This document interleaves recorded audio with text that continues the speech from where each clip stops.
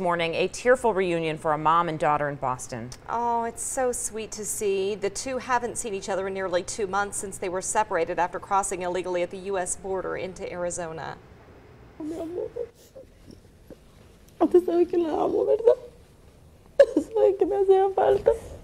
Le dije que usted es la mujer más hermosa del mundo. El regalo que Dios me dio. Nunca me voy a dejar sola otra vez. Oye, nunca. It doesn't matter what side of the issue you are on, every person watching can appreciate what that must have been like. Angelica and her daughter were taken to shelters in different states. She says there was a moment she thought she would never see her little girl again. Her daughter turned 8 years old while she was staying in a Texas shelter. The two are now headed home to Massachusetts, where a belated birthday party is planned for that little girl.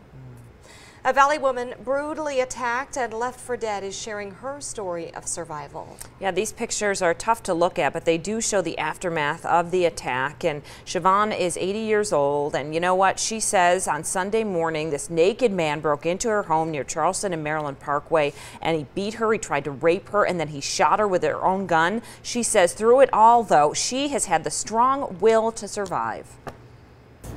And I just kept talking to him because I kept thinking, I don't want to die this way.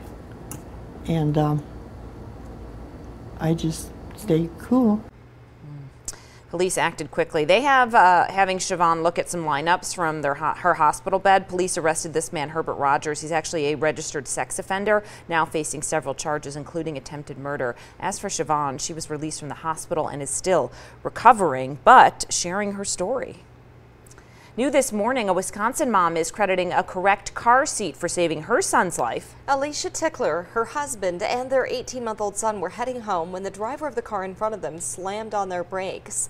Luckily, they didn't crash into the car, but the pickup truck behind them did crash into the back of their SUV. Look, it's just smashed in. Alicia says their driver's seat snapped in half from her husband flinging forward and then back into it. Their son, Henry, was nearly injury-free, having only bitten his tongue. Alicia giving all the credit to the car seat, saying the rear hatch was almost pushed up against the back seat. My recommendation to parents would just to know what the safest ways are. It can be different depending on your seat, on your car, on the size of your child. So just make sure you know your car seat as well as the best way to install them, how they should be sitting in them.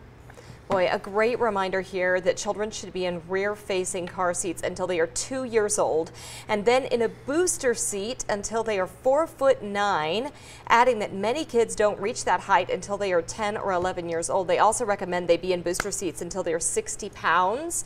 So, you know, my little guy is heading into 4th grade. He's finally right at 60 pounds, and he's so excited that he gets out of a booster seat. It's a long time for kids to be in them, but it's the safest way for them to travel.